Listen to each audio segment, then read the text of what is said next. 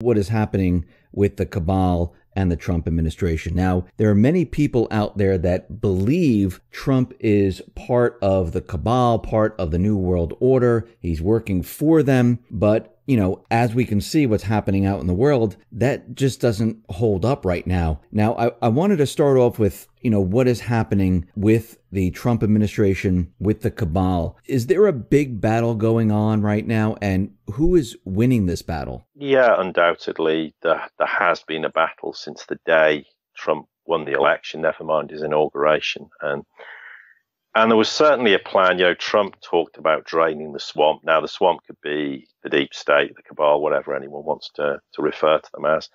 And certainly originally there's what I'll refer to as Plan A. And Plan A was to try drain the swamp internally within the Washington apparatus. And they quickly realized how difficult and problematic that was.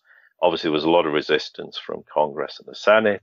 We know all the problems that happened internally. So the issue of Bannon leaving wasn't what people suspected. And I said to our podcast subscribers, look, Plan B is coming in. Now, Plan B basically decided to take the initiative away from Washington and directly from Trump. So people couldn't actually sort of frame him directly for what's going on, but to take the initiative to drain the swamp out of Washington and to be done independently. And Bannon was part of that process, not entirely. There's quite a lot of very influential people in America who have a lot of power and influence that people probably aren't aware of, and it's probably good they're not.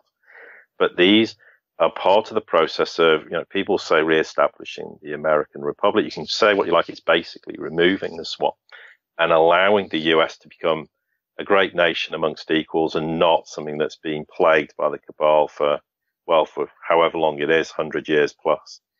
So, and Trump's true role as president, a lot of people get frustrated saying, well, what's he doing with tax reform? What's he doing in terms of the financial system? And what's he doing in terms of infrastructure rebuild in the US? Well, yes, these are all obviously clearly important things that need to be addressed, but essentially his role, as we said previously, was to take a wrecking ball to the cabal, the deep state, nothing more, nothing less. So at times, some of his foreign policy decisions do seem a little bit sort of skewed. I mean, we'll talk about Ukraine in some detail a bit later on, but in terms of the lethal weapons, yes, the US has provided lethal weapons, but what it means is that Kiev now has a mix of Russian and US military hardware. That's a retrograde step for Ukraine in terms of military operations. It's not something that's progressive for them. So you have to look in a little bit of detail as to why things are being done. Same with declaring Jerusalem as the de facto capital of Israel. That's designed to force Palestine and Israel to resolve their differences. And yeah, it was quite inflammatory. It upset a lot of people. But there was a reason behind it. And Russiagate is another great example. The whole sort of Mueller investigation.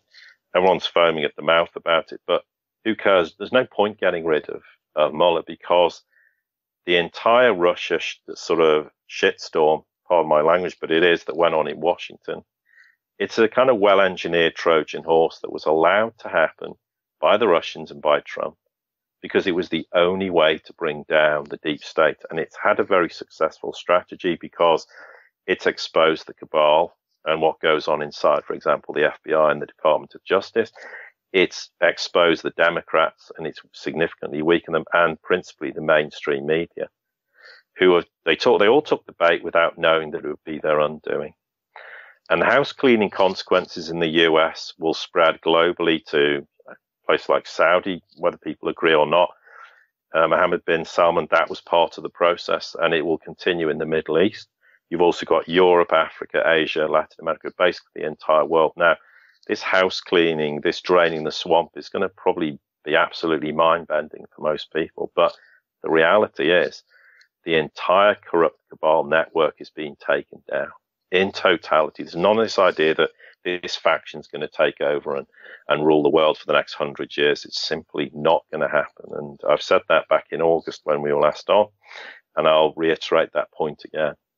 Now, in terms of the swamp, or I refer to it as the cesspit being drained, there's a lot of talk of these indictments, and indeed these indictments are correct. It doesn't really matter at this point discussing who precisely these people are, but it's been a very long, protracted process. I mean, some of these documents, and they go to the, in length of tens of thousands of pages per individual. Now, there's been talk about Guantanamo Bay being potentially used to house, people from the deep state, the cabal. Yes, that's very much on the card. The FEMA camps will be used. And notice how all these ex-Walmart stores were purchased. They're going to be used for that very same purpose. Now, people are obviously saying, when's all this going to happen? It doesn't really matter when.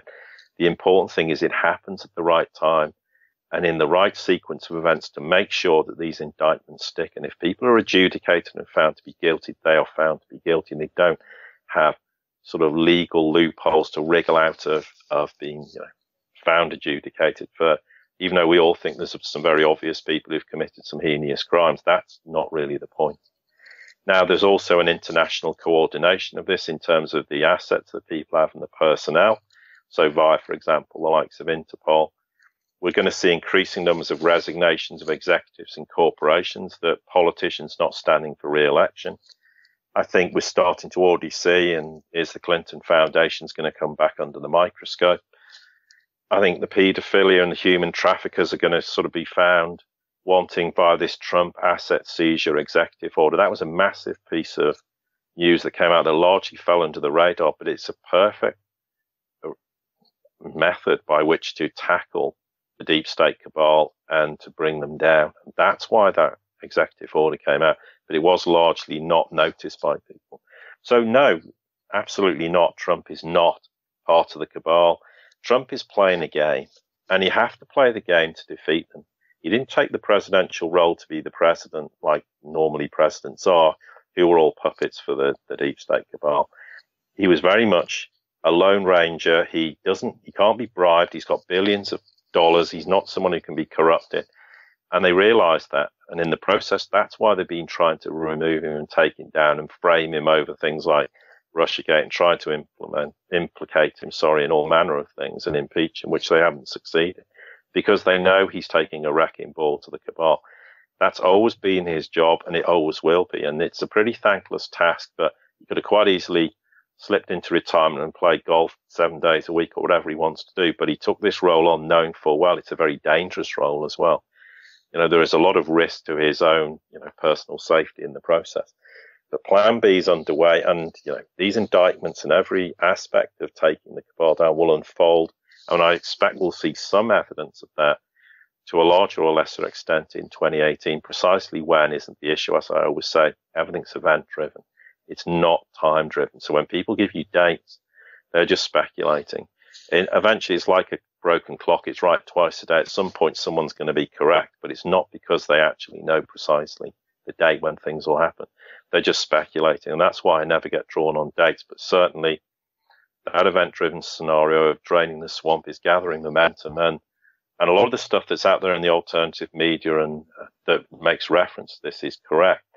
But as I say, don't get drawn on dates because it can get very frustrating for people. Now, Paul, let me ask you this. Now, you're saying there's thousands of indictments. Number one, will these people just, allow themselves to be ushered into court, stand trial? Are they just going to sit back and let this happen? Number two, when the truth comes out and they find out who these individuals are and what they've done, isn't this going to cause problems in the United States, around the world, where everyone's looking at this saying, oh my God, this is really what's been happening? We've been lied to all this time. And, depending on what the indictments are and what they're bringing up, how do you see this playing out? Well, yeah, there is the issue of, I think certainly to some extent, depends on people how, with their position in the food chain, but there will be certain people indicted. There may be plea bargains where someone gives information that will take down 50 other people and in the process. And I don't doubt that's probably ongoing, and those kind of discussions will happen. I think given the nature of what's happening, these people at these levels who will be indicted will have little choice but to face the consequences. Some may argue that some of them might try and suicide themselves. That is a possibility. You can't rule it out. But you make a very salient point when you say, what are the consequences? Because everybody always wants, well, let's expose the cabal. Let's frame all these people for everything they've done. But there are consequences because their actions don't involve just domestic matters. They involve international matters, and it may cause huge international diplomatic incidents in the process when this disclosure happens. So there is, people argue you need to tell everyone everything, and it's hard to argue against it. But sometimes it's going to have to be handled pretty delicately to avoid massive diplomatic and international incidents. But yeah, I think it's going to be a big shock for a lot of people, particularly, if certain people in the US are ending up being indicted. You're going to see a lot of people there who know nothing who are going to find this incredibly shocking. And it's not just going to be in the US, it will be across Europe and across the world, as we said earlier. So yes, there are a lot of consequences for these actions, and therefore there needs to be some thought process as to how this is handled. And depending on the nature of what these individuals have done, and some of it can be pretty heinous and involve huge swathes of the planet in the process, this is going to be a difficult one to handle. But it's something that has to be done, because you can't allow these individuals who've committed these crimes just to walk away into the sunset. Now, we know the cabal. I mean, I've been tracking this and reporting on it. And, a lot of people, I see a lot of stories out there saying, no, Trump is starting war. He's building troops up. He's going to be starting a war with North Korea because, he says a lot of things on Twitter. The corporate media pushes a lot of propaganda. To me, this is all the part of the game where he's confusing the corporate media, confusing what's going on around the world. And he's secretly behind the scenes, he's doing other things. And what we see in Ukraine, the corporate media was right out there saying, oh, lethal weapons. And we discussed this just before, lethal weapons are heading towards Ukraine. This is going to be great. This is going to help them. We're going to see war. Same thing with North Korea. Their missiles can reach the United States. They can blow us up. We need to be prepared for nuclear war. Now, when we look at Ukraine, we look at North Korea, let's start off with those two. I mean, what has he been doing with these countries compared to what the corporate media has been trying to, push on us? Yeah, I think they're very good points. Let's start with Ukraine and we can talk in some details. Yes, the US was supplying these lethal weapons, anti-tank weapons, etc. And there's all this consternation, and Moscow apparently, saying, "Oh, it's a declaration of war," etc. And it seemed as though it was going to, not just freeze the, relations between the two nations, i.e., the US and Russia, but it's actually going to put it in the deep freeze permanently. But then we note the following, and this is where it's always the context that I think is most interesting. Now, the Obama administration banned meetings between senior military leaders in NATO and their Russian counterparts after Moscow annexed Crimea, as a fallout of the Ukraine crisis. And no such meetings occurred since then. So I think it's obviously they annexed Crimea back in early 2014, but I think the last meeting prior to that was 2013. So we're probably talking nearer 4 years than 3 years. Now, what pops out of the blue? Senior military leaders in NATO and Russia are planning to meet in Azerbaijan later this month. And also, coincidentally, the Trump administration is beginning the new year with several sort of high-level engagements with the Russian government. And this apparently follows a downturn in relations between the US and Russia after the Trump administration's decision to approve the transfer of these anti-tank missiles to Ukraine. Well, clearly that contradicts it totally. Why are they planning these sort of, high-level engagements? I mean, other meetings planned for January and February include talks on Ukraine, ironically, between Vladislav Surkov, who's one of Putin's top aides, and Kurt Volker, who's the special envoy to the US for Ukraine. There's also going to be discussions over long-standing issues in US-Russian relations. That's between Tom Shannon, now he's a number 3 official at the State Department, and Sergei Ryabkov, who's Russia's deputy foreign minister, and they're going to have conversations relating to this intermediate range nuclear forces treaty, the INF, which is supposed to be this big bone of contention that could lead to war. Well, no, it's not. So clearly the isolation campaign's over, and this is a dramatic U-turn in inverted commas.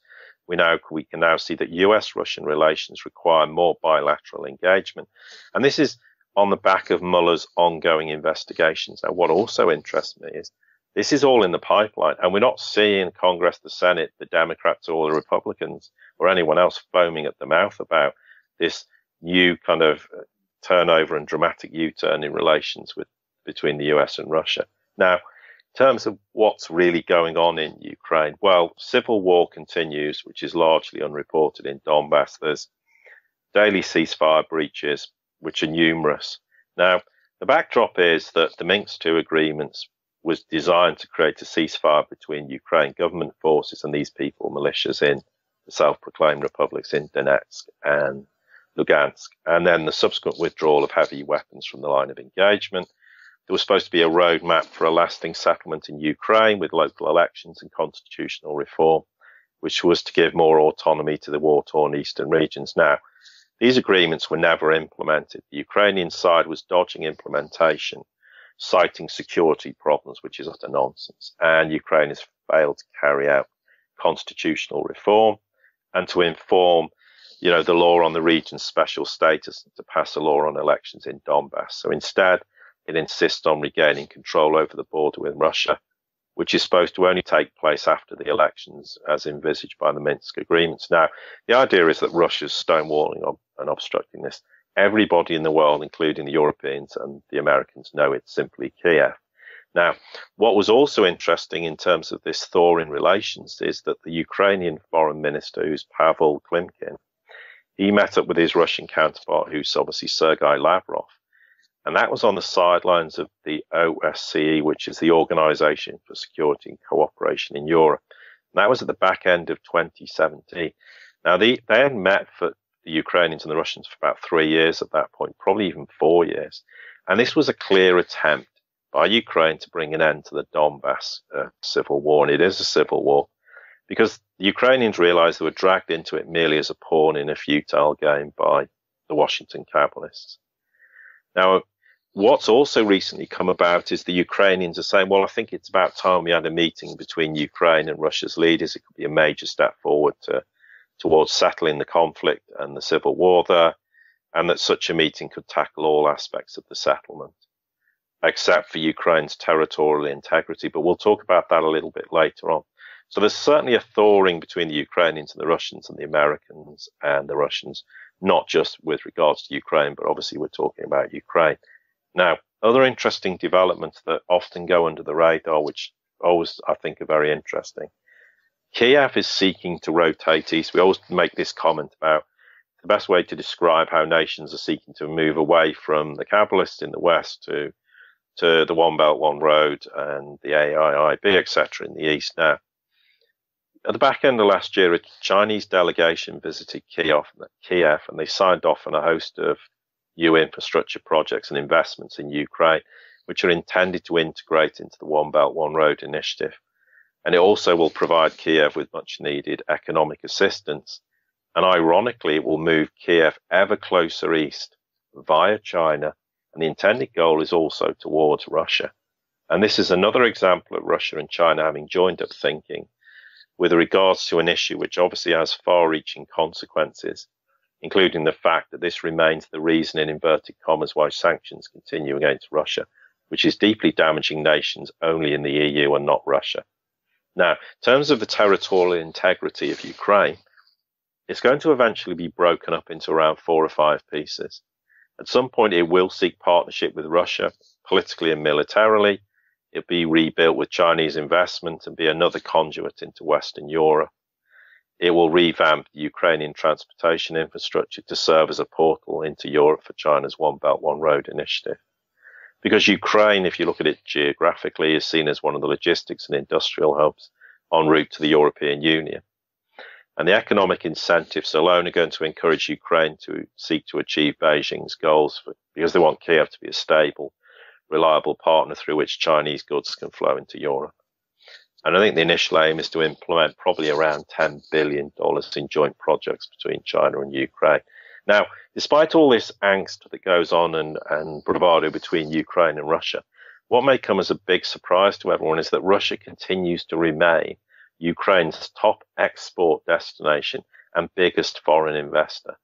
Now, reality is all too often belie the bravado that's seen on the world stage, and there's a great example of it. But of course, in inverted commas, this economic divorce between Russia and China left Ukraine looking for new markets to sell its goods. And as new foreign investors were needed to kickstart its economy, China moved in. Another example of the short-sighted views in terms of Ukraine from the cabal perspective. So China has begun to rebuild Ukraine's transportation infrastructure. They're planning on building a passenger railway which will connect Kiev International Airport and Kiev with Ukraine's Yuzhny port, which is the country's biggest. Also, the Chinese Bohai Commodity Exchanges acquired the Ukrainian Bank for Reconstruction and Development, and they use that as a platform for investment in Ukraine by the Chinese. Now, the irony is that the war in Donbass, which was instigated by the Western Kabbalists, coupled with the corruption of the Poroshenko Western-backed government, led to the lack of the Western investment in Ukraine. As we said, so China seized upon it. Now, despite all the rhetoric, the EU and the US have grown tired of the Poroshenko government because it's failed to serve the intended purpose of destabilizing Russia directly and indirectly. And they're now actually launching attacks on the Kiev government themselves. The European Union withheld a 600 million euro tranche of a larger 1.8 billion euro package to Ukraine. And the US State Department issued this blunt statement urging Ukrainian lawmakers to deal with the anti-corruption efforts. So China sees a perfect opportunity to gain leverage through investment opportunities, and they're not tied to any preconditions that the West seeks to impose on Ukraine, which of course is exactly what the West has done with Ukraine, as the Ukrainian people have realized. So it rotates Ukraine away from Europe because the West wants to impose conditions which Ukraine finally has woken up and realizes are intolerable. So it paves the way for this long process of normalization of relations between Ukraine and Russia, which is, also China as well as Russia's long-term intention of goal. Now, China and Russia obviously have different goals and views in some ways with Ukraine, but China sees its approach will ultimately see Ukraine rotating back to Russia. And the recent visit by the Chinese to Kiev underpins what I've said previously about the Chinese seeking to reshape economies in Central and Eastern Europe. And whilst the Kabbalists are alarmed at these developments, they're powerless to stop Chinese investment and Russia diplomacy and investment opportunities from both the Chinese and the Russians in the future, which will redraw the map as we move towards the new sort of economic financial paradigm. So the Chinese and Russians are always joined at the idea that they don't consult on each other. In every nation they work in, they consult with each other. So they sort of play this perfect chess-like strategy in combating the Kabbalists by making rogue nations like Ukraine offers they simply can't refuse. It accounts for why the EU and the US are turning their backs on the Poroshenko government. And the instability, obviously, in Kiev remains a concern, as does the risk of another coup to remove Poroshenko. But the commitment by China to invest in Ukraine suggests they see a way out of the current problems inside Ukraine, and not least in Donbass. And there is no doubt that involves a strategic approach, involving Russia as well. So it's a clear example of how all the attempts to destabilize Russia fail. And in the process, China has seized an opportunity to economically regenerate and reinvigorate Ukraine, which it desperately needs. But there are always going to be preconditions with regards to this investment. And it very much involves a joined up way of thinking between the Chinese and the Russians. And despite all the rhetoric, why would the Americans suddenly want to now be talking to the Russians, and why the Ukrainians talking to the Russians? So again, it's never believe what's said in the media. They always want to spin things that World War III is on the horizon, and the Americans are arming Ukrainians to defeat, Donbass and to defeat the Russians and move up to the Russian border. None of this is reality, and the Americans full well know this, but there is a game and they have to play this game. I mean, it'd be very easy for Trump when he was elected to say, well, enough's enough, and we want to restore relations with the Chinese and the Russians. You simply couldn't do that. They had to, there's a long way to go to restore relations in the sense that everyone's aware of it, but certainly in terms of back channels, and Ukraine's one example, there are big moves to restore confidence and relations between the two nations. Now, we also see North Korea. I mean, they open up the hotline. They're looking to speak to each other. And, prior to this, you had these analysts on the corporate media telling everyone that, North Korea's missiles can reach the United States. We need to prepare for a nuclear attack. I believe the CDC put out during the Christmas time period instructions on how to prepare for a nuclear war. And, this is all propaganda to make us think that North Korea is going to strike down the United States. And it looked like, to me, everything that I've been watching, Trump was playing the game. And I think behind the scenes, there was Russia, there was China, Trump, South Korea, all working together to create peace. Now, is this what you see happening in North Korea, or do you have a different take on what is happening there? No, I'd largely agree with you. I mean, it is a lot of propaganda, but the basis for North Korea's developing its nuclear capabilities was in a way they were very fearful, and we said this previously, that of a US invasion and regime change. And there were certain attempts at one time in 2017 to do that, and it failed.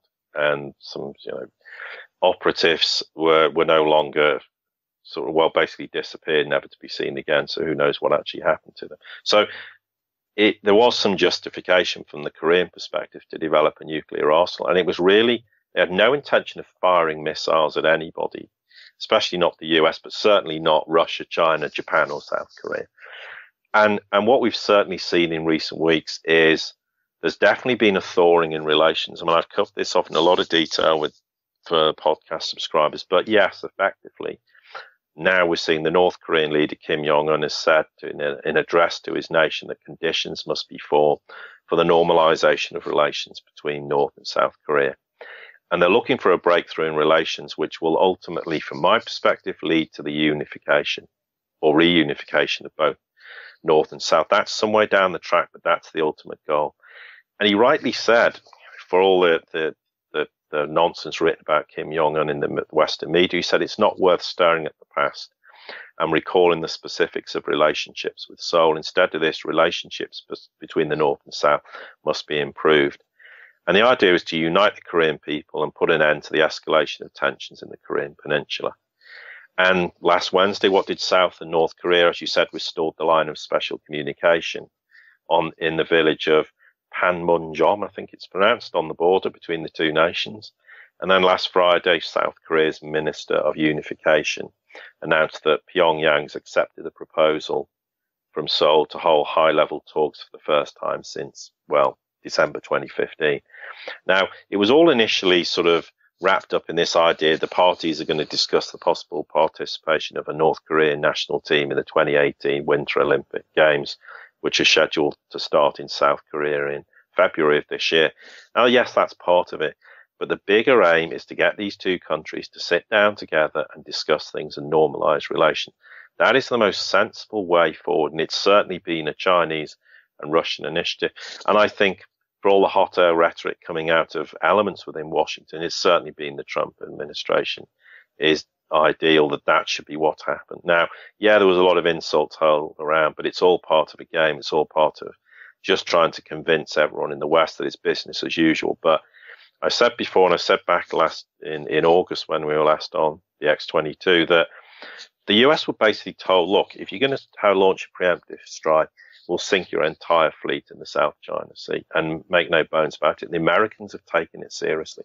They know once again that the Russians, and also to a lesser extent the Chinese, military capability is vastly greater than what the US and its coalition partners in NATO have. So militarily, they have a big advantage. But also they've realized, well, what actually are we going to achieve by doing this? So we go in, try to remove Kim Jong-un. What's it going to actually achieve? Well, nothing, because in the new world and how things are unfolding, those kind of actions are in the past. They're no longer going to be tolerated on a world stage. And the US realizes that, and people in the Western media and in Western nations need to appreciate that the US doesn't have the standing on the world stage that they think and imagine it does. And that is but for good reason. In the future, the US will be a strong nation amongst equals, and it will be on the world stage to resolve global problems which will exist in the future in a post-Cabal world.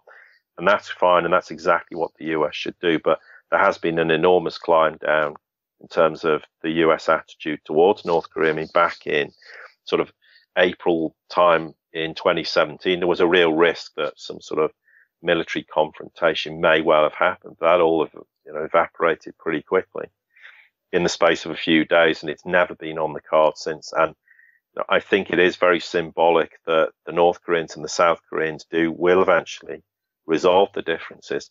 And in the process, it puts a major spanner in the cabal's works, because quite legitimately, at some point, the world's going to say, well, to the US, well, you have no legitimate reason to be in this region anymore. You're not having to defend the South Koreans from the North Koreans. And of course, North Korea is the classic bogeyman that the cabal needs in every part of the world to justify their presence. Well, their presence will no longer be required. And it's a long process, but we're certainly seeing some strides forward. And it's yet another example of how a war in North Korea that everyone still thinks is going to happen. And I said back in August, there's no way it will happen. And I still maintain there's no chance of that happening. So right now, the cabal is losing Ukraine, North Korea. Everything that they've tried is not working. We also see out in the Middle East, they're not having a huge amount of success there. Now, in Syria, we see things have really turned around. Is the cabal still in control of Syria? No, absolutely not. I mean, the war's all but over in Syria. However, there are still flashpoints. There are still battles. There are still, Daesh operatives, very much alive and kicking, but they don't really carry the threat they once did, an increase in the Syrian, Assad forces, backed by the Russians, backed by the Iranians, backed by Hezbollah, backed by the Turkish, are, winning that war. But what is abundantly clear is that the US cabal's plan to redraw the map of the Middle East is over. It lies in tatters. And the true events in the Middle East have been this catalyst for this event-driven scenario, which has far-reaching implications. And it's way beyond nations such as Syria and Iraq. Because what we saw in a very broad sense is the Syrian war saw relations between Russia and Iran solidified. It saw the rotation of Turkey to the east towards Russia and China and their cooperation with Iran too. It saw the improvement in bilateral relations between Iran and Iraq, the rotation of Qatar east, and the cementing of relations between Iran and Turkey. And Russia's diplomatic efforts were sealed by the meeting on Russian soil of King Salman and Vladimir Putin, which effectively neutralized Saudi Arabia with respect to Syria. And it saw Riyadh exert this positive influence over Syrian opposition groups who are under its influence, and it makes them accept the stark reality that Assad will be part of the political solution to a post-war Syria.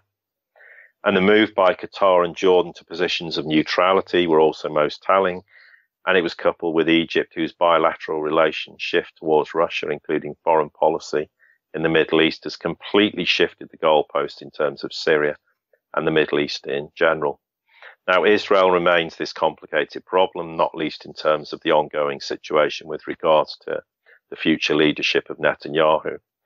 And whilst Israel will continue to make noises about Iran and Hezbollah's presence in regions in the vicinity of the Golan Heights, the fact that Russia does have Israel on a leash should not be underestimated, nor should Moscow's impatience with Tel Aviv. And there's a great example of that impatience because Putin took the time to call all key Western leaders in the Middle East in sort of early December, as well as Trump.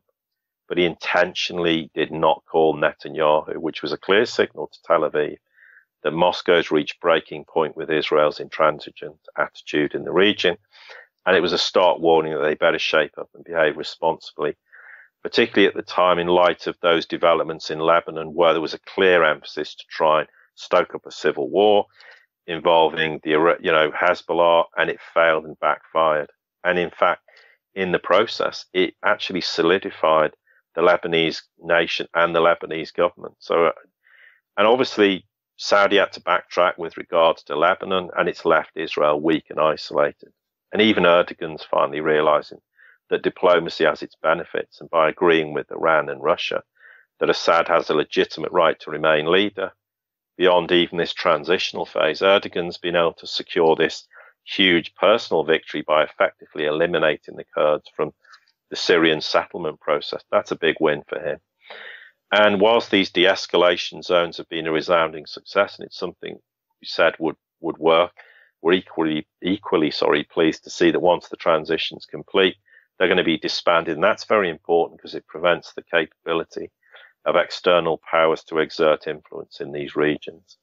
I'd say the withdrawal of the US from Syria is pretty much a formality, given there will not be this puppet government subservience to Washington going forward. Now, given Russia only entered the war in September 2015, and the fact that in the space of 2 years, they all but ended a war that was deemed unwinnable, they destroyed Daesh and consolidated and strengthened Assad's position in Syria, and their leading efforts to find this diplomatic solution to the political settlement in Syria, I think, will go down in history as a pretty remarkable achievement. And the presence of the Iranian Islamic Revolutionary Guards and Hezbollah, whose roles should not be underestimated, may continue to cause this paranoia and sort of ignorant response from nations across the West. The reality is that if Assad is in power, he's entitled to have whatever help he seeks from any nation going forward. And whilst the aim of the US cabal and the coalition was to remove Assad, the war in Syria has had the reverse effect. It now cuts across religious and other divides to unify the people after all the years of war and instability and chaos. And I think we can expect to see Western nations begin to resume sort of relations with Assad at some point in 2018, maybe 2019, as the reality of what's truly gone on begins to hit home. Now, in terms of Washington, Syria is still a divisive issue in terms of the Trump administration, because on the one side you had the non-meeting which happened in Vietnam between Trump and Putin, which actually was a meeting, and they both signed up on a US-Russian joint statement on Syria, stressing the need for this inclusive political solution through free and fair elections under the new constitution. Now, the US State Department comes out the following day dissing this whole agreement, saying that it would be continuing a US military presence in Syria and reiterating this ridiculous demand that Assad can't be part of this transitional phase in Syria. Now, it exemplified the problems that exist within the Trump administration. Now, Moscow largely ignored this, and in fact, with a telephone call with Trump on the night that Netanyahu was snubbed, Trump reiterated the same approach, saying it's business as usual. He's very clear that he wanted to work with Russia to bring an end to the war in Syria and find a settlement to bring about lasting peace. This is rather different from the public persona of what they think the Trump administration is doing here. And of course, Trump appears to be very clear-headed about wanting to work with Putin in this regard in Syria. Now, the fact that the State Department then came out stating that Assad's removal was no longer a precondition and that these free and fair elections should occur and Assad's government needed to enter into these substantive negotiations shows that Trump is sort of calling the shots and the US State Department was backing down. Now, interestingly, of course, is Trump also promised Erdogan that day to ensure the stability of a unified Syria, that the US would no longer supply arms to the Syrian Kurdish militia. That was another telling US 180-degree shift. And this, of course, the fact is that Erdogan demanded that the US withdraw forces in Syria, and I think at some point that's a foregone conclusion. Even the Israeli media is now saying there's no point in the US having a presence in Syria, even with respect to their issues with regards to Iranian forces, and that spoke volumes. And even if the US dug its heels in, the fact that the supply lines are now controlled by Turkey, Syria, and Iraq means it's a pretty futile strategic policy. And this all came about after the meeting between the Russian presidential envoy to Syria in Riyadh, and he met with, Mohammed bin Salman. It was a telling move, and also probably why the US State Department undertook this dramatic climb down. The Saudis have softened their stance with regards to the Syrian Geneva talks, and they're expected to facilitate a smoother transition in the negotiation process. So with regards to Syria, we're witnessing this seismic shift in Middle Eastern geopolitics, which has ironically only come about as a result of the Syrian war, which was instigated by the cabal and has proved to be one of the biggest errors in judgment they have ever made. And I think what we've discussed, albeit at some length in this section, highlights this eloquently from my perspective. Now, we also see that they tried to make another move, and this is with Iran, where there were protests happening in Iran. And, Nikki Haley, she was in the UN. She wanted to get involved in Iran. Corporate media was making a very big deal about their fighting for freedom, democracy. Even Clinton came out and tweeted that, the people, we're with the people. They're fighting for freedom and democracy. What happened in Iran? Yeah, we'll just a little bit of brief history. Yeah, there was these anti-government demonstrations. They began in Iran. It was December 28th, and they said it was in protest against price hikes and all these bankruptcies. And there were street clashes that claimed several dozen lives. I think there was some police people died in the unrest. The Iranian authorities have said they've arrested 450 rioters, and they're going to be put on trial soon. It was definitely a Western-backed, Western-influenced agenda. Probably the US, maybe the UK, and maybe Israel in the process. I don't think there's any doubt about that. I don't say that the Iranian people don't have some grievances that need to be addressed. I'm sure in the fullness of time there will be. There's also rumours that the ex-Iranian president Ahmadinejad has been arrested for contributing to widespread unrest in the country. There are unconfirmed reports that allege he's been detained and placed under house arrest, but this is following allegations that he either supported or incited, this unrest in Iran. I don't know whether that's been confirmed. It may be speculation, but we'll have to wait and see.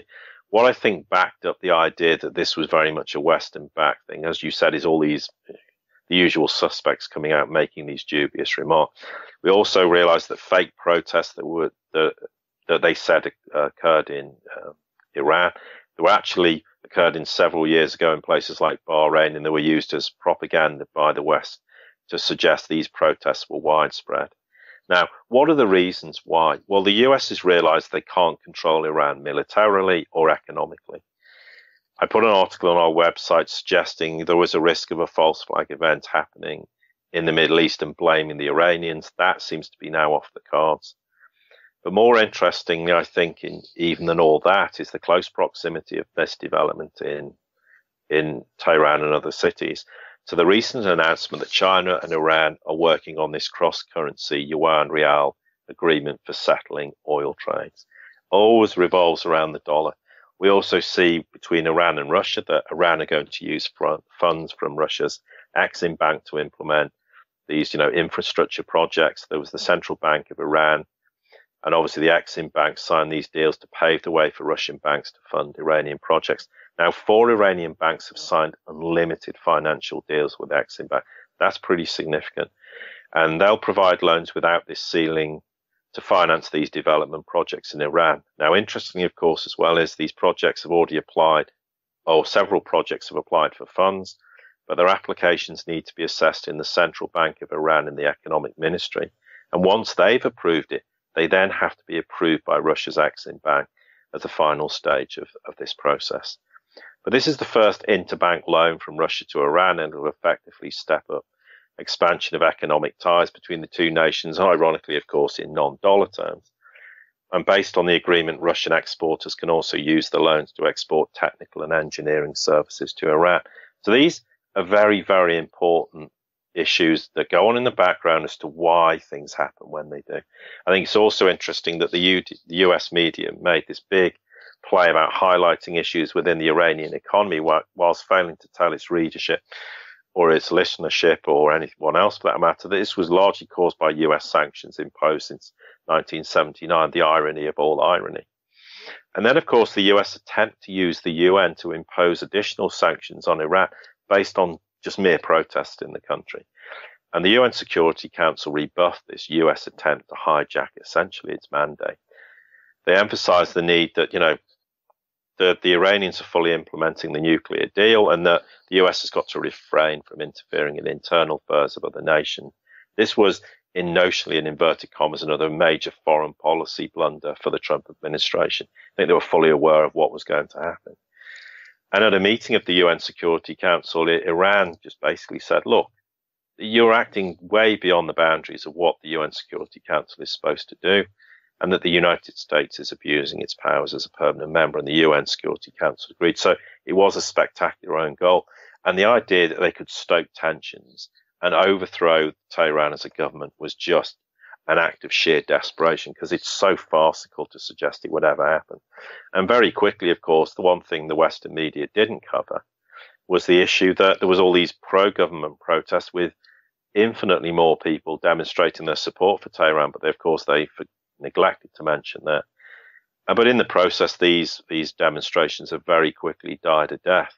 And of course, if the US want to make a big issue about protests going on as a basis for your UN Security Council resolutions, they may want to look at why they're not also following this up in Israel, where for 6 weeks or more there's been pretty intensive protests against Netanyahu for pretty much similar reasons. So the US wants to play that game, then maybe they should look to implement them with Israel, which of course we know they'll never do. But it is another spectacular own goal, and why the cabal's losing control, because they simply now can't control Iran militarily or economically. And the economic viewpoint is the rest of the world saying, well, to the Americans, well, you can quite happily still implement sanctions against Iran, but you know what? We're not going to do it. Europe said it.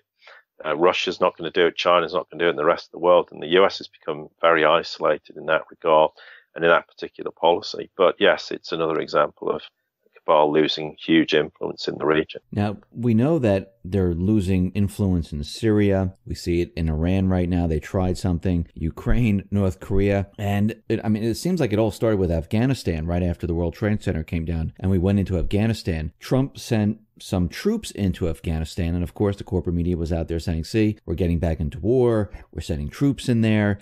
And recently, he stopped funding to Pakistan. Now, is this to push more war in these countries, or is he doing something else behind the scenes? Okay, well, I think let's first discuss Afghanistan. Historically, of course, it was the big idea that the war on terror, and we've got to go and root out Osama bin Laden, who's hiding in some caves in Afghanistan. Now, of course, if we fast forward 16 years and the Pentagon justified sending in more troops on the basis of this premise that Afghanistan is at a critical point in its battle against these multiple insurgencies and terror groups. Now, what did this do? It made Beijing and Moscow go, hang on a minute, history is repeating itself. And I always say, rather like following the money, we need to follow where Daesh and the Islamic State go. And Moscow warned that these Daesh terrorists and the Islamic State were seeking to shift the main focus of their activity from Syria and Iraq to Afghanistan and neighboring states. Now, why would they want to do that? Well, they want to move the seat of conflict closer to Russia and the former Soviet Asian republics, the Stans, which is precisely what they're trying to do. Now, Beijing in the process has been actively encouraging Afghanistan and Pakistan to improve relations with each other, strengthen, political trust, enhance cooperation in fields including counterterrorism and security challenges. And in conjunction with China, Afghanistan and Pakistan, they issued a trilateral statement agreeing to establish what would be termed a crisis management mechanism.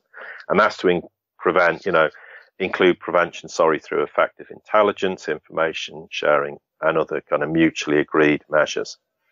Now, in further developments, the three nations have agreed to establish economic cooperation in line with the One Belt, One Road. What a surprise. They're also looking to establish peace talks with the Taliban. In essence, this is a coordination and revival of the Shanghai Cooperation Organization and the Afghanistan Contact Group. Now, the global terrorist threat is beginning to move into a new sphere of operations. That, in a post-Cabal world, it still poses a big threat. But both Moscow and Beijing are looking to head it off before it escalates to a full-blown sort of confrontation.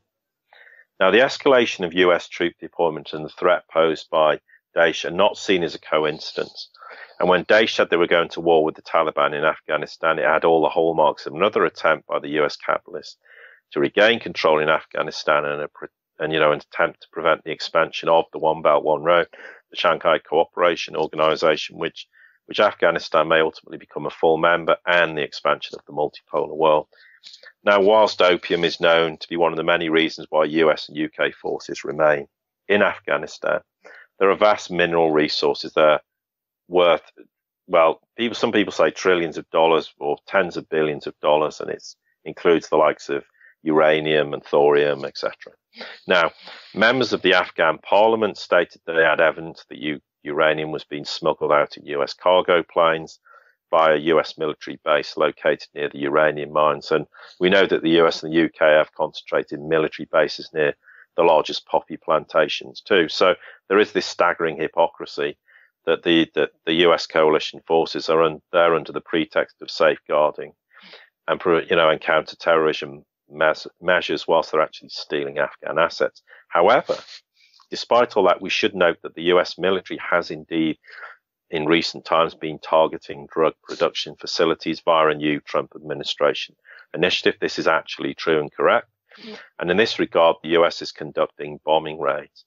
But the days of the kind of insane actions and the cabal are drawing to a close. They're going to find out soon enough that things are not going to work out how they quite imagine.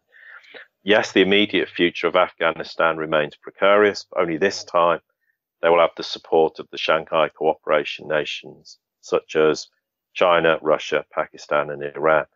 So the fight to eliminate the cabal-sponsored terrorism continues in earnest. Now, we can neatly sort of segue into Pakistan and and the US in this process, because there has been some interesting developments. Now, what was for me a big signal of the weakness of the United States on the world stage was when Pakistan's Foreign Office stated recently that the country needs no financial assistance from the US, which obviously the US accuses Pakistan of ignoring effective operations in the war on terror. And Pakistan doesn't need financial assistance from the US, and frankly, it doesn't care anymore, given that if the funds were stopped, it would hardly make any difference to the country's economy for reasons apart from the big, huge Chinese investment.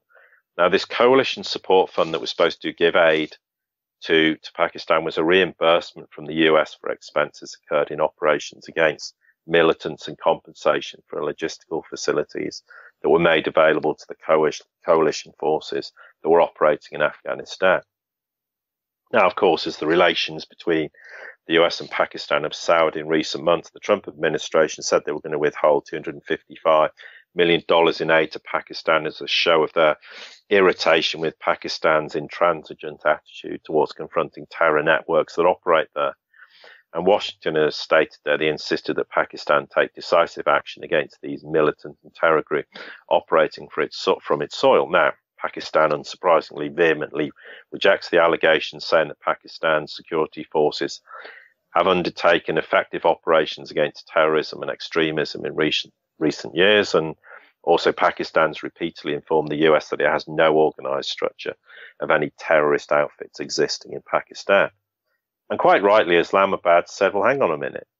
The US needs to focus on the factors it's responsible for, including the exponential increase in drug production, the expansion of ungoverned territories, the breakdown of governments, and letting Daesh gain a foothold in Afghanistan instead of pressuring Pakistan to do more. Now, of course, the relations soured. Why? Because Trump accused the country of providing a safe haven to agents of chaos, violence, and terror, whilst launching at the same time this US strategy for Afghanistan. Now, the fact that the US has been blaming Pakistan for its failures in the war against terror in Afghanistan and is threatening Pakistan with these dire consequences is action that is causing consternation also within the US military, who fear the loss of a critical ally in the region. Well, yes, they've lost the critical ally effectively. And Pakistan, for its part, is a sovereign country and refutes the Trump administration's attempt to issue these threats of unilateral action against militants and the stopping of financial aid. Now, ironically, the fact that Pakistan's improved its relationship significantly in recent years with two UN veto powers, namely China and Russia, seems lost on Washington, and precisely why Islamabad no longer needs any backing from the US in terms of its international and national affairs. Now, one big development that's come out recently, which is hugely interesting and possibly why there's been sort of poking at Pakistan regarding this financial aid. Beijing's planning to build its second offshore naval base. Now, this is near the strategically important Pakistani port of Gwadar, and that's following the opening of the first facility in Djibouti, which was on the Horn of Africa. Now, this new base near the Gwadar port, which is on the Arabian Sea, is going to be used to dock and maintain naval vessels, as well as provide logistical support services. Now, why does China need to set up another base in Gwadar and not just use Gwadar? Well, Gwadar is a civilian port, and it's common practice to have separate facilities for warships and merchant vessels because they have different requirements. Merchant ships need a bigger port with a lot of space for warehouses and containers, but warships need a full range of maintenance and logistical support services. So that's pretty obvious. Now, the confirmation follows meetings that were going on, which the US must have been aware of, between high-ranking Chinese and Pakistani military officers, which indicated that Beijing would build a military base on the Jiwani Peninsula near Gwadar. Interestingly, it's also very close to the Iranian border. That may be a coincidence, but I suspect not. And as well as the naval base, there'll be an expansion of existing airport on this peninsula and the establishment of a security zone. And just to add further sort of fuel to the fire, what also happened just very recently, China's welcomed Pakistan's move, allowing the yuan to be used for imports, exports, and financing transactions for bilateral trade and investment activities. This bilateral money cooperation has been deepening between China and Pakistan since they signed a bilateral currency swap agreement back in 2011. So Pakistan's central bank stated that public and private sector enterprises may use the yuan for bilateral trade and investment. So, there's another, whammy to add to the other whammies, and precisely why there's consternation coming out of elements within Washington, because they can see that Pakistan is rotating away from Washington as an ally, and it's also now looking to trade with China in non-dollar terms.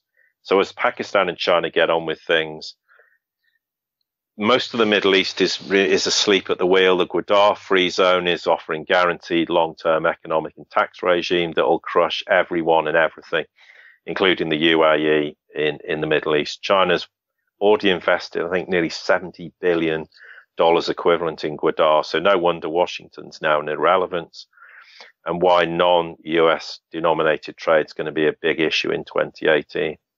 And what's Pakistan also now saying? We're going to consider the option of blocking supplies of US troops deployed in Afghanistan through its territory.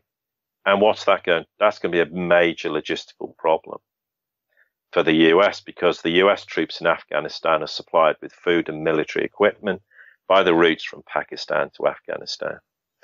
We also had the Pakistani government who turned Trump's tweets about immigration issues, and they're going to announce that they're going to send 1.5 million Afghan refugees back to Afghanistan within 30 days.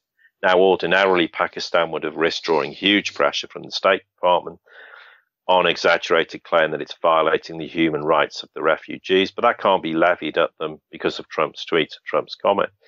So since the US will not allow Afghan refugees in its own country, it's forced to accept Pakistan's expulsion of these 1.5 million on the implicit basis that they must also constitute a serious terrorist threat to Pakistan. So in a way, Islam's found this hugely creative way to strike back at Washington. And it becomes a double whammy, because Pakistan gets rid of potential terrorist sleeper cells, but it's going to create a major crisis for Kabul in terms of destabilizing their nation in the process. It's going to be very damaging to the US, because the Kabul is unable to Kabul, which is the capital of Afghanistan, is unable to accommodate what would amount to about a 3% increase in its total population in the space of 30 days. Given that the Kabul government exerts little influence beyond the capital and has no sway in approximately half of the country that's under the control of the Taliban. So the reality is that the vast majority of these 1.5 million people are more than likely going to side with the Taliban than Kabul. And consequently, it's going to make this situation so much more difficult for the US to control. Now, given that the idea of moving these refugees back to Afghanistan from Pakistan's been in the works for quite a while, once again, you suspect the US was aware of this. And these are all reasons why we're seeing the escalation of tensions between Pakistan and the US.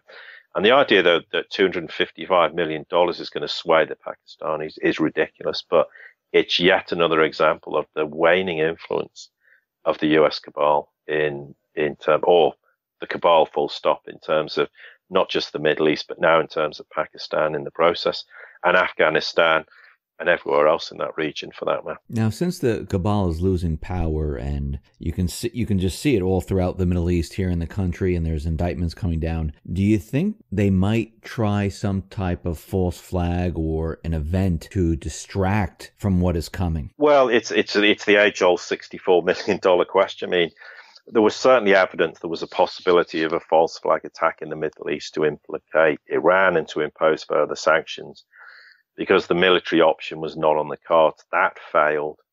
And in a general sense, who's going to launch a major false flag attack in Europe and the US aside from small-scale terror attacks, which are ongoing? I don't think they have the capability to do that. We've seen in the US there was attempts at gun control through false flags. It all failed. Then there was also through the likes of Antifa to divide and conquer the Americans. That fizzled out very rapidly. And there was no evidence that that was ever going to succeed, despite significant funding to the contrary. Now, we can't rule out wars per se, but there is no solid evidence at this stage that that's a possibility. Washington and its allies, as we said earlier, are militarily light years behind Moscow, and for that matter, to some extent, Beijing too. That totally changes the geopolitical landscape as a result of it. I think the Cabal, I would never say never, and you always have to be careful, that you you don't rule something out, then it happens at some point in the future. But I'm not seeing any evidence at the moment that they can instigate a false flag event. If they were going to do something in the Middle East with Iran and they failed to do it, I think, what are they going to launch in Europe that's going to convince people of what exactly? I don't see they're going to convince people in Europe of anything. What are they going to do? Launch something, a major scale attack by Daesh operatives or the Islamic State? That's not going to change anything. That's not going to help them in any way, shape, or form. They're not going to be able to launch an attack in Europe and blame it on Iran, because simply no one's going to buy this or believe it. And in terms of the US, well, what they've had attempts over the last few years to try instigate some sort of divide and conquer mentality or attempts at gun control, it's all failed. And with the Trump administration, I just simply don't see that as a possibility. And war is increasingly less of an issue. There was an attempt in North Korea, it failed. We saw it in Ukraine, it failed. They failed in Syria. They tried to instigate something with Lebanon, with Hariri, who went to Saudi and was complaining bitterly about the Iranians and Hezbollah in Lebanon. It failed. He went back. He's now part of the government, and the country's never been more united. So again, another ultimate failure. Some people will argue. What about a cyber attack? I mean, they could say, this came out of North Korea, and if they, blast it all over the corporate media, they really don't need that much proof, because every time there is some type of cyber attack or something happening, they really don't show any proof. They could try to convince the world of this just by blasting it all over the place. Yeah, we're going to get on to cyber. I mean, cyber attacks certainly are a big problem. I mean, they've tried to implicate North Korea in things in the past, and no one's bought it, because immediately the Russians and the Chinese just stamp on it and go, look, this is just simply not possible. Yes, they may be able to convince people in Western nations who are largely ignorant of that someone's responsible for something. But that's irrelevant, because what's in today's newspaper is forgotten tomorrow. And we've seen that repeatedly. People have a very short attention span on such matters. The important thing is the vast majority of the world simply won't buy these things anymore. So yes, they can try things. Will it have what desired effect it will have is probably very limited, and it will fizzle out pretty quickly, and no one's going to buy it as an excuse to say, well, the North Koreans did this, because they tried to blame the North Koreans for things recently, and it just didn't work. So what are they going to do? Blame the Iranians for something? People are just, nations across the world are simply not going to buy it. So they may attempt to do things, but ultimately, I think the cabal's starting to realize that everything they plan is blowing up in their own face. So increasingly, the same with Lebanon, any attempts to destabilize Lebanon's had the reverse effect. So you can't rule anything out and say that there isn't a risk they'll happen. I think it's more a question, well, if it happens, what's the consequential effects? And I think it's minimal that they can achieve. They'd have to try something pretty huge for it to have any effect. And I simply just don't see how that's going to be possible. I mean, there's a lot of rumors in the past about they're trying to launch nuclear strikes in the US and all sorts of things. I'm not sure whether any of that's reality. I've got no way of verifying that one way or the other, but it would have to be something that huge. And who's going to buy this idea that Iran did something? It's just simply not going to wash. If they couldn't pull it off in the Middle East, which was far more believable, that Iran was responsible for something, I don't see how they're going to pull it off that Iran was responsible for an attack that suddenly happened, say, in the US or in Europe or somewhere else. So yes, we can't say things won't happen, but I think the damage that they could inflict is significantly less than if they tried this 5 years ago, 10 years ago. And that's the argument. When they had opportunities to do it, and they may have got away with it, they didn't do it. So I think logistically it's not as simple as people imagine that it could happen. But yeah, we should never dismiss. And Russia and China and other nations, precisely for that reason, don't dismiss it lightly and are always on guard and always vigilant as to the risks they pose, and on a daily basis. And there's no doubt certain things have been prevented in the past from happening, and through back channel communications with the US and other nations to prevent the risk of these sort of events happening. So I think that's something else we need to factor into our thinking. Now, since the cabal system is dying, I mean, we were the whole system was based on the petrodollar. And we see, China introducing the petro-yuan. We see a duplication of what is happening out in the East. They have the payment system, the exchanges and things like that. And other countries are making bilateral trade agreements with China. They're joining up to the One Belt, One Road. Where does this leave the Western world right now as this system dies? Because, the countries in the Middle East, are they going to still use the dollar? Are they going to, say, yeah, we're going to still use the dollar to pay for the oil, or are they going to start to switch into different currencies? Is the global economy going to collapse because the cabal is collapsing? Well, yeah, yes, I think very much so. There's the economic illusion of the markets that, the higher the Dow, from my perspective, the greater the desperation. They can keep raising it to 50,000. It just shows how desperate they are. We have all this central bank intervention. You've got high frequency trading and algos, and there's declining retail participation in stock markets. You've got share buybacks. And so there's all this economic illusion. We could talk for weeks about it, but I think people have talked that to death. There's the economic reality. There's more economically inactive people in Western nations. I'm not going to just pick on the US because we always tend to pick on them. But, food stamps or equivalent is through the roof. There's very high unemployment across Western nations, enormous debt bubbles, credit cards, student loans, auto loans, the list grows. You've got bloated central bank balances across the world, like the Bank of Japan owning 70+% of Nikkei stocks. You've got the Swiss National Bank that holds 85 billion and maybe 100 billion now in US stocks. You've got corporations buying up US treasuries, the Exchange Stabilization Fund acquiring dumped US treasuries to hide the fact that dumping's going on. We know the Fed's balance sheet is full of toxic asset.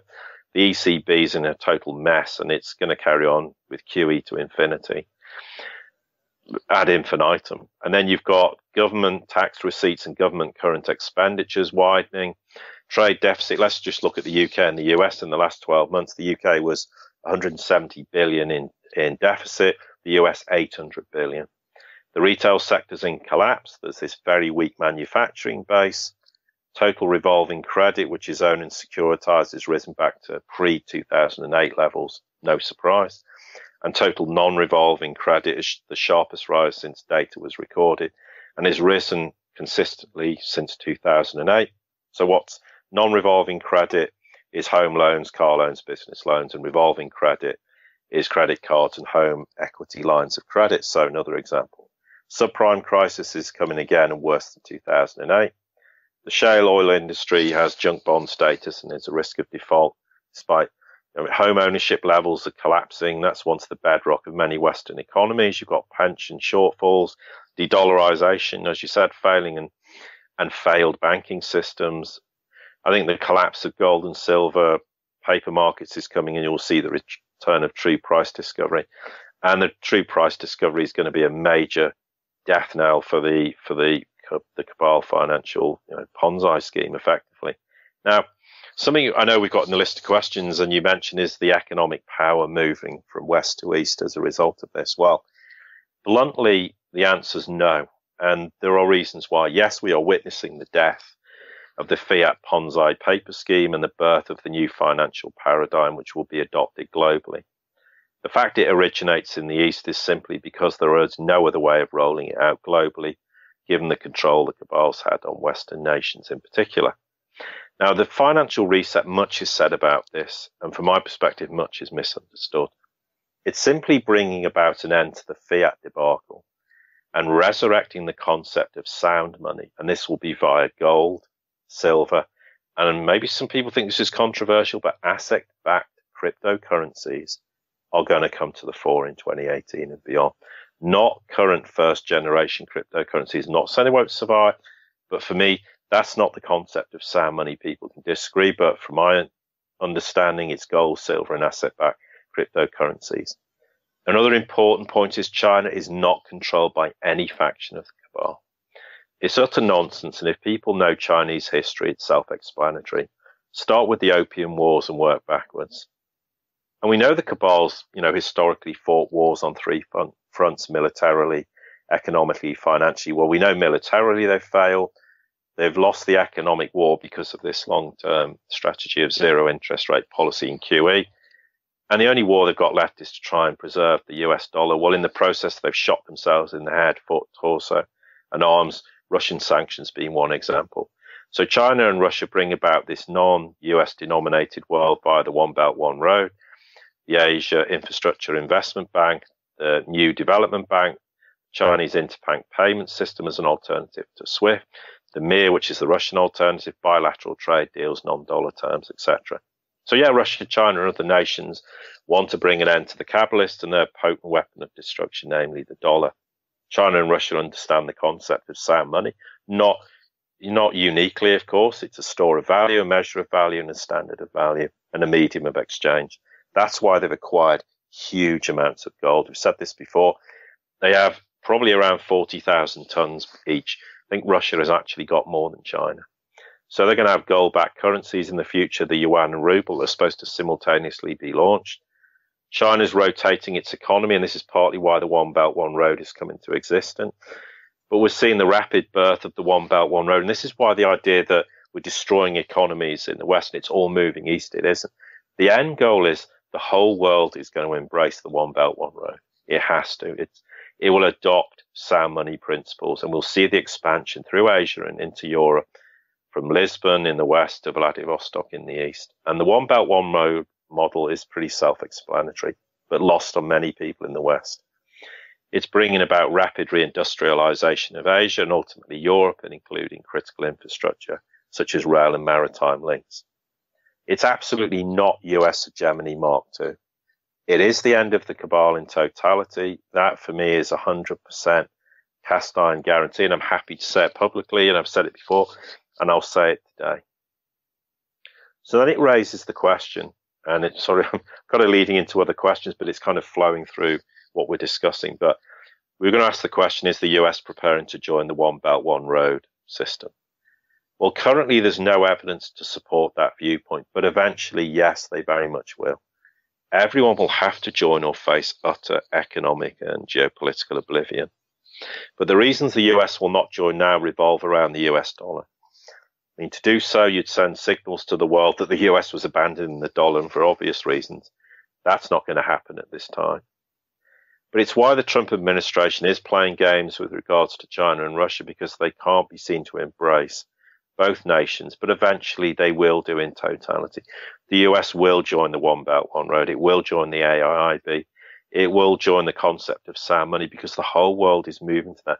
But it is nothing to do with the cabal. It's just common sense. And in a post-cabal world, it's so simple and ridiculously easy to roll out, because there won't be the obstruction. Yes, there's going to be cultural obstructions. Nations will find it hard to adjust. But in principle, it's not a complicated process to adopt. Countless nations already have, and they're seeing the win-win situations that benefit, both nations involved, whether it's China and Nation X involved in trade deals or in terms of infrastructure deals or whatever it is, or is it simply currency swaps, whatever it is. So without any shadow of doubt, yes, the US will join at some point. It has to, and it knows it will. Trump knows full well that it will have to adopt the whole One Belt, One Road initiative. And the US will do very well out of it in the future. Okay, at the moment, it's not on the cards because for the reasons we've stated. And it makes complete sense why there was this huge fear that when Trump got elected, he'd suddenly just rotate to China and Russia and embrace them and say, well, the Cold War's ended, the trade wars are ended. It's not that simple process, because there is a time. It's not a time-driven process. It's event-driven. But at the right time, yes, the US will embrace it, and it will make the US a much stronger nation in the process and become this strong nation amongst equals, which it very much needs to be, and which China, Russia would very much welcome. Contrary to what people think, the China and Russia don't want to destroy the US. They just want to destroy the cabal and the dollar. And of course, that has to happen, because if it doesn't happen, the cabal will carry on. And the one thing regarding the whole financial reset that's worth mentioning is when the reset happens, it will be the death of the Federal Reserve note. So effectively, the cabal can have trillions of dollars, but where are they going to spend them? Nowhere. So let them have their trillions of dollars. Let them hide them away in some far-flung corner of the world, because they'll be absolutely useless doing them. And the Chinese and the Russians know full well that's why you don't have to fight the cabal in that respect. You don't have to asset strip them and steal everything from them, because eventually everything they own will be worthless. And that's the simplicity of the process of what financial reset will also do. Paul, thank you very much for being on the X22 Report Spotlight. Once again, how can people see your work? Yeah, well, thank you very much for asking us to come on again. We very much appreciate it. Yeah, if they go to thesiriusreport.com, that's the website. That's all free material. Yes, there is an option on there to subscribe to our podcast subscription service, which is $4.75 a month. It's very cheap. You get 5 podcasts a week. We've done 321 already, and they're only short, 10 to 15 minutes, but it's very condensed information. We think it's great value for money, and we thank everyone who has subscribed and would like to encourage everyone else to subscribe. And we have the Twitter page, The Sirius Report, and obviously the Facebook group, which is The Sirius Report. And thanks very much for having us on. We much appreciate it, and it's always very enjoyable to come on and have a chat with you. Yes, thank you very much for being on the Spotlight. I appreciate it, and thank you for all the information that you've given us. Thank you very much.